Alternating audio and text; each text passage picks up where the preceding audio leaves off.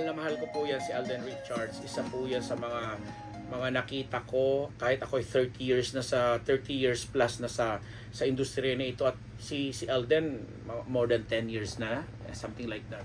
Pero napatunayan ko na ang pagiging genuine niyang mabait, mabuting anak, mabuting katrabaho and everything. Pero parang this time pumalpak siya, ha.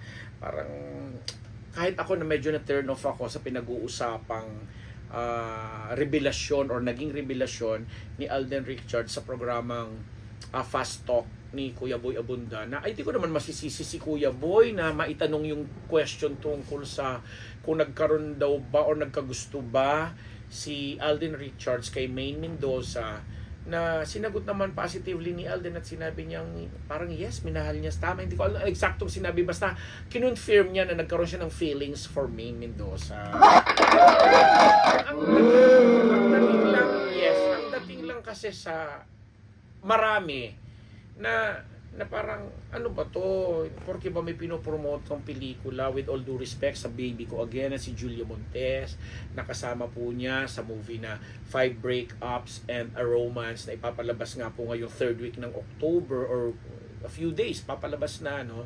And na hindi naman kasama sa movie itong si Maine. Tapos biglang may ganitong issue, ganyan. Buti na lang maganda yung naging reception ni Maine Mendoza, na dinedman na lang, hindi na rin siya nagbigay ng anumang payag, everything. Kasi nga, hindi naman turn off, kumbaga, talagang hindi magandang pakinggan, mapangit sa panlasa.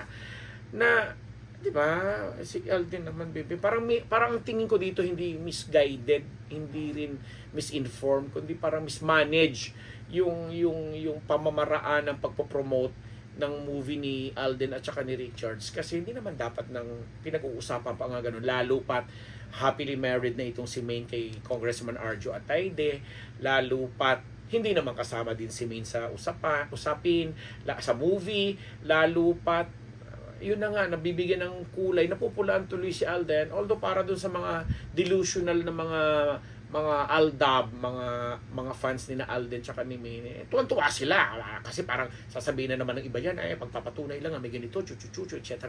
na matagal na nga rin namang pinaliwanag nung dalawa sa magkakaibang panahon, sa magkakaibang okasyon. Tapos parang binalikan ni Alden, sort of parang binalikan, kasi although natanong sa kanya in the past naman na din ito according to Tito Boy's question, pero pangit sa panlasa, kahit ako love kita iho, alam mo yan, pero hindi naman, di ba, parang kung anak kita, parang sasabi ko na parang foul ka doon, na madalas ginagawa yan or madalas ipinagagawa kay Alden yung mga ganung bagay, na kung kailan may project saka lalabas yung ganun. Ako okay na sa akin mapag-usapan or maikumpara doon sa movie ginawa nila ni Catherine, mabanggit ang pangalan ni Catherine Bernardo, kasi talaga namang anong ginagawa mo doon? Highest top grossing movie, Pinoy movie of all time yung Hello, Love, Goodbye nila. So hindi talaga maiwasang mabanggit yun dahil pelikula naman ang pinag-uusapan at yung kinita. Hindi maiwasang mabanggit na this time with Julia Montes naman na 5 breakups and a romance. So yun, maintindihan ko pa yun kasi pelikula ang pinag-uusapan at talagang may comparison na hindi maiiwasan. Pero yung banggitin mo pang Maine Mendoza, nagkaroon ng feelings before, etc. At saka, hindi magandang part ng bahagi ng promo. Itong mga papatakbo ng promo ng pelikulang ito, sana nga lang, sabi nga ng mga kaibigan ko at saka mga ibang medyo na turn off din, sana nga lang, makatulong talaga. Kasi yung A Very Good Girl movie ni Catherine Bernardo na well supported ng ABS-CBN, na kahit wala nang frankisa, pero kung gumalaw pa rin iba, talagang yung palabas nila sa ibang bansa, lalo sa Amerika, na ngayon talagang lumalabas, pinamamalita nila na lumampas na sa 100 million peso mark, na pagpapatunay lang naman, kasi dito sa batayan po natin sa Philippines, pagdating sa mga theatrical releases, pag naka 100 million umabot ng 100 million mark ang pelikula mo, box office na yan, talagang successful ng matatawag yan. And nararamdaman din natin at naiintindihan yung pressure ni na Julia siguro at saka ni Alden, pero wag naman sanang umabot sa point nga na eto ka, nagpaparalala ka, tapos dahil lang sa tinanong ng isang Boy Abunda, sinagot mo naman na pwede mo namang sabihin sana na kung umiral yung katalinuhan sana ni Alden, pwede naman yung ipakiusap kay Tito Boy na pwede ko po bang sagutin off the record na lang sa ating dalawa na lang kasi hindi naman yata magandang pag-usapan niya na nandito ako, guest ako sa inyo, nagpo-promote ako ng project namin ni Julia tapos ganyang tanong ang sasagutin ko. Pwede naman ganun eh. Or in a very respectful way, in a very educated na pamamaraan kung paano mong aayusin yung ganun. Hindi yung nagki-create kasi ng kakaibang iskandalo at intriga kahit sabi mo pang honestly speaking sinagot yun ni Alden. Yun yung punto po namin dito sa Unbettable Channel.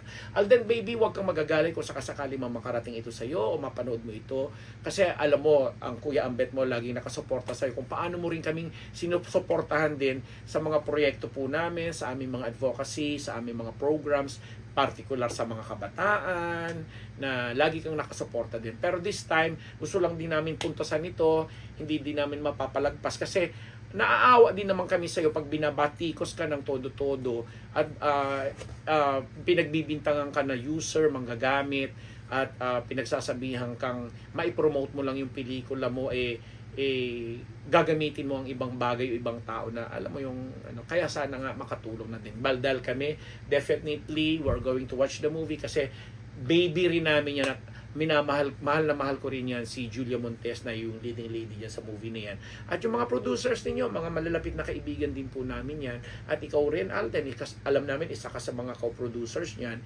So, sana nga hinahangad namin at mga ka-team Unbettable po dito sa Unbettable Channel, pati na rin po yung mga kamarites dyan sa Marites University, suportahan po natin ang 5 Breakups and a Romance.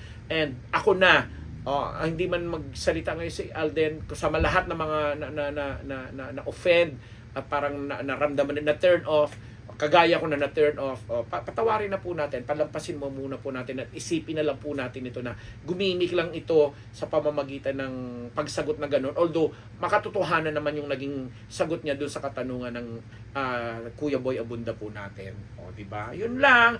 Masayang-masaya po kami. Maraming salamat sa suporta. Unbettable, Papa Ambet Nabus po dito sa Unbettable Channel. Thank you very much!